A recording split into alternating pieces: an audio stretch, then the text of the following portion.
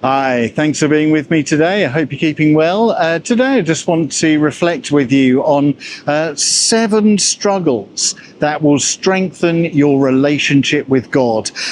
Spiritual growth, is not easy. It takes a lot of work to grow with God, doesn't it? Obviously, we can't earn our salvation. Obviously, we don't earn our place in heaven through the amount of effort we put into life. But having said that, to actually live out the saved life and to grow in intimacy with God, to grow closer to Him, to develop spiritual discipline does require effort on our part, and it can be quite a struggle. It's not easy, but if you are struggling with the spiritual disciplines, I would say be encouraged by that, actually, because it would indicate that you are on the right path. Spiritual growth can be lonely, it can be difficult, but these 7 struggles that I want to talk about today are common to absolutely everybody. So if you are facing one or more of these struggles, then good. It shows that you're growing with God. So don't be despondent about it. Okay, well, let's crack on with them. What are these 7 spiritual struggles? And they're kind of in a progressive order. Although in a sense it's cyclical, we go through all of these 7 struggles at various times throughout our spiritual lives. There's also a sense in which number 1 is less intense than number 7. So there's also a kind of ladder as well of spiritual progression implied with these as well. So it's both cyclical and a ladder. And the first one is loss of familiarity. If you are intent on growing spiritually, if you are intent on getting closer in a relationship with God, then we find that the things that we know and love can, over a period of time, slip away from us. They can fall away. Sometimes the relationships that were important to us in the past no longer remain important to us. Some of the dreams and ambitions that we'd held tightly to for many years become less important. Perhaps our job becomes less important to us. Perhaps some of the key beliefs that we held, that we thought made us who we are, then some of them begin to fall away and be changed as well. So the things that we no longer need are sort of stripped away from us through spiritual growth, so that more room for God can be created in our lives. And it can be quite a disconcerting thing. It can be quite a painful experience. It happened to Abraham, of course, in chapter 12 of Genesis. He was 75 years old, probably very comfortable and familiar with the life that he'd led. And then God shows up in verse 1 and says, leave your home and go to the land that I will show you. And he then spends the next however many decades of his life kind of moving away from familiarity and comfort, stripping away all that he knew and held dear in his pursuit of God. But as he did that, as uncomfortable as that was for Abraham's life, he increasingly began to live out the destiny to which he'd been called and became the person that God had created him to be. So the first one is loss of familiarity. The second struggle that you will face as your relationship with God deepens is probably impatience. We are all on a spiritual journey into God, and it's not a linear journey. It doesn't start at 0% and go to 100% in a kind of long, unbroken linear line of progression and improvement. And sometimes, we can engage with the spiritual disciplines, we can engage with God, we can engage with the Christian life, and it feels like nothing is happening. happening, no matter how much we pray, no matter how much we study the Bible, no matter how much we pursue God, it can feel like nothing is happening. And we get impatient and we want to speed the process up. We might look at other people in our church or other Christians that we know, or Christians that we follow on YouTube or podcasts or whatever, and we think, my goodness, they are growing so much quicker than me. They are so much further ahead with God than I am. I wish I could just go quicker. It's something I struggle with all of the time. But you know, we can't rush the process. I'm on my journey with God. You're on your journey with God. Everybody's got their own individual journey, and we can't rush it, and we just need to be patient and wait on God's timing. In Genesis chapter 16, we were thinking about Abraham a minute ago. His wife Sarah got impatient with God's promises, didn't she? And she thought she was barren and that she couldn't conceive children. So she said to Abraham, okay, well, if you want to continue the spiritual line, as it were, why don't you have a relationship with Hagar, my maidservant, and continue the spiritual line through her. It wasn't God's plan, but she felt that she couldn't wait any longer, and she had to kind of push the process forward. But, you know, we're tempted sometimes, aren't we, to try to force God's hand and push our own journey forward when we shouldn't. What we need to do as we grow spiritually, as we struggle in our relationship with God, is to trust the process, to let go of our need for immediate outcomes.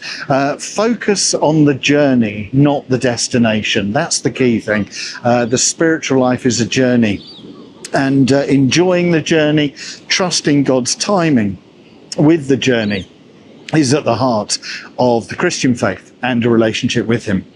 The third struggle that you will have in your relationship with God, that will actually strengthen your relationship with Him, is that you will be misunderstood. The closer to God you get, the more intimate your relationship with Jesus becomes, the more you will be misunderstood by other people. It's a really painful and it's a really hurtful truth for us as children of God. But you know, people will see how your life is changing, and you know, they will question your beliefs. They may criticize you. They may call you a hypocrite.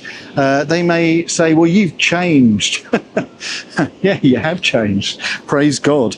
And all of that, though, can be quite hurtful when we are misunderstood by other people. But, you know, Jesus can understand that, because in Mark chapter 3, verse 21, we read this verse. When Jesus' family heard about what was happening in his ministry, they wanted to take charge of him, for they said, he's out of his mind.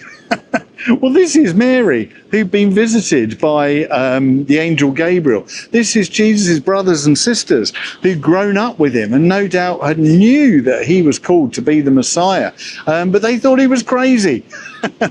So if even Jesus' family misunderstood him, then other people are going to misunderstand you and me as well. It's hurtful, it's a struggle, but it will strengthen your relationship with God. And I would encourage you, just keep going.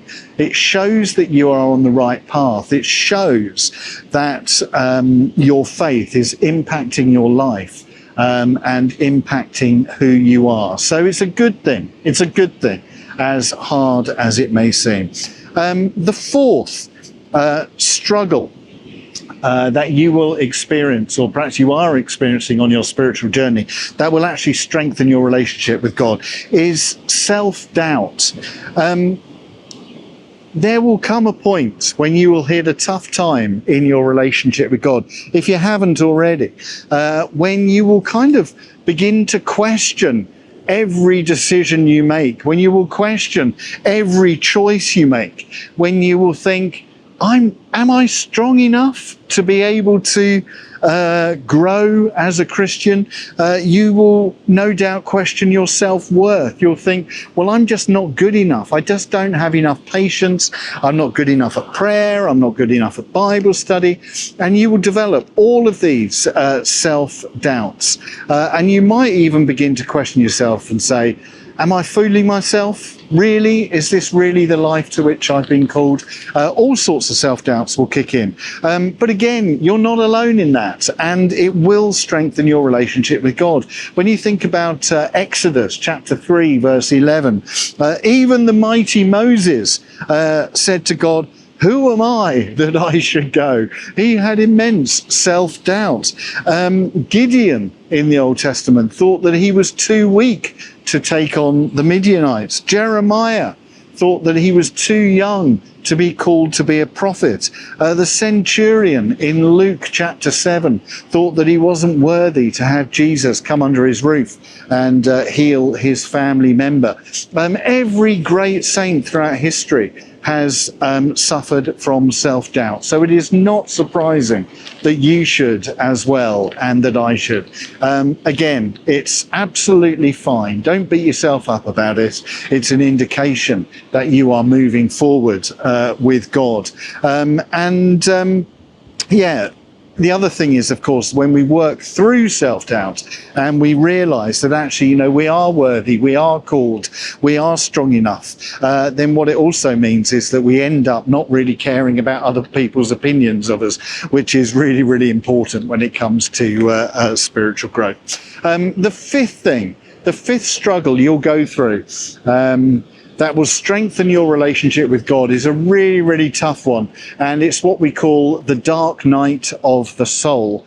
There was a theologian in the 16th century called St. John of the Cross, and he wrote a book called The Dark Night of the Soul. And the idea of it is that when we are on a spiritual journey into God, we will go through a period of time when we feel utterly abandoned by God, when we feel completely lost, when we feel disconnected from God, and it feels like, we are just wandering around, stumbling around blind in the dark. We don't know if we're going forward, we don't know if we're going back, we don't know if we're standing still, we don't know what's the right direction to take, what the right decisions to make are, and he calls it the dark night of the soul.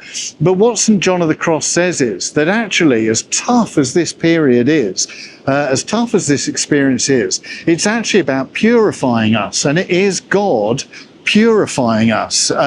We are being stripped of all our attachments. We're being stripped of our ego. We're being stripped of all those attitudes and behaviors that keep us separated from God.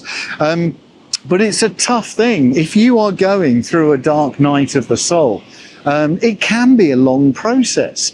I went through a dark night of the soul experience that lasted probably 12 years, actually. So it can last a very, very long time, and it can be extremely tough. However, on the other side of the dark night of the soul, when the dawn begins to rise, you will discover that you are a far more courageous human being. You are a far more resilient human being. And actually, the dark night of the soul will prove to be a blessing to you, not a curse. So if you are going through a dark night of the soul at the current time, it will strengthen your relationship with God. Keep going. Don't give up. It's worth the struggle, and it's worth pulling through. The sixth struggle that you will go through as you grow spiritually, but will strengthen your relationship with God, is a sense of isolation. There will come a time, there will be times in the plural, when as a Christian, you will feel utterly alone, when you will feel stripped of everything, stripped of people understanding you, stripped of purpose, stripped of self-belief. Just everything will be stripped away from you, and you will feel utterly alone. that is a sign, I think, that you are getting closer to God. There's an extraordinary point in Jesus' life when he is on the cross in Matthew 27, verse 46. And Jesus is dying on the cross, and he cries out, my God, why have you forsaken me?" He feels utterly desolate. He feels utterly alone. He feels utterly abandoned by God. But without going into that passage too much, I've done another video on it elsewhere. The truth is that Jesus wasn't abandoned by God. Jesus hadn't been left alone by him. He just felt alone. That was his experience. He felt abandoned, even though he wasn't abandoned. And actually, in that moment, when he felt so deserted by his Father, I think that was almost the moment of greatest intimacy between him and his Father, because Jesus was able to cry out with deep honesty how he really felt. And he was able to cry out to his Father through his brokenness, "Why have you forsaken me?" And there's a deep and powerful intimacy in that moment between Jesus and his Father, because he was learning the truth about who God was to him, that even in that moment when he felt desolate, when he felt abandoned, when he felt isolated, he knew that he wasn't deserted, isolated and abandoned. So he was able then to realize in a powerful and intimate way the presence of God with him. All that to say that when you feel isolated, when you feel alone, when you feel deserted by God, realize that none of that is true. That is just how you feel. And it's okay to feel like that. But realize that that is a moment when you can share deep and profound intimacy with God.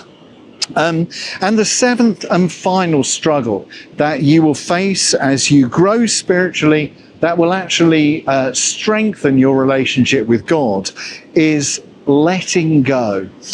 This is probably the biggest struggle of all, to hand over to God total control of your life, to hand over to God control of all your relationships, all your expectations in life, to hand over to God all of your beliefs, all of your practices, everything that you do, your job, your money, just to hand your whole identity and let go and give it over to God. It's the toughest struggle of all. But when we do it, when we give ourselves totally over to God, we feel complete liberation. And it is the moment of ultimate intimacy with God, because we learn that actually true freedom comes from surrender. When we completely surrender our lives to God, that is when we will know true freedom in our lives. And as Jesus hung on the cross, we read in Luke chapter 23, verse 46, Jesus proclaiming those incredible words, "Into your hands I commit my spirit." Absolute and total surrender to God the Father. And then at that moment, Jesus knew absolute freedom, true liberation, and he was then able to cry out, "It is finished." He knew victory. He knew that the victory had been won. So yeah, true freedom comes from surrender. So it will hurt to let go. It will hurt to surrender your life to God, but that is the only way to know true freedom. So then, you will go through, if you aren't already going through, all of these 7 struggles as you progress in the Christian life. But through them, I promise you, you will grow in intimacy with God. You have to go through these struggles in order to grow closer to God. So if you are facing one or more of these struggles at the moment, I would say, embrace them. Rejoice, celebrate in the struggle. Don't fight it, but recognize that actually it is a sign that you are growing as a child of God. Your intimacy with Him is increasing and you are spiritually maturing. And through these struggles, you will grow with God, you will grow as a human being, you'll become more resilient, more courageous, more holy, and you will fulfill your life purpose and fulfill the destiny to which you have been called. So be encouraged in these struggles. If you've got any experience of this, then please leave your comment below. Tell us something of your story, and then we can encourage one another with this wonderful spiritual truth. Good. Well, listen, thank you for being with me today. Thank you for giving me so much of your time. I know you're really busy, and I always appreciate it when you give so much time to me. So I hope you found that helpful, and look forward to being with you again really soon. Take care. Bye.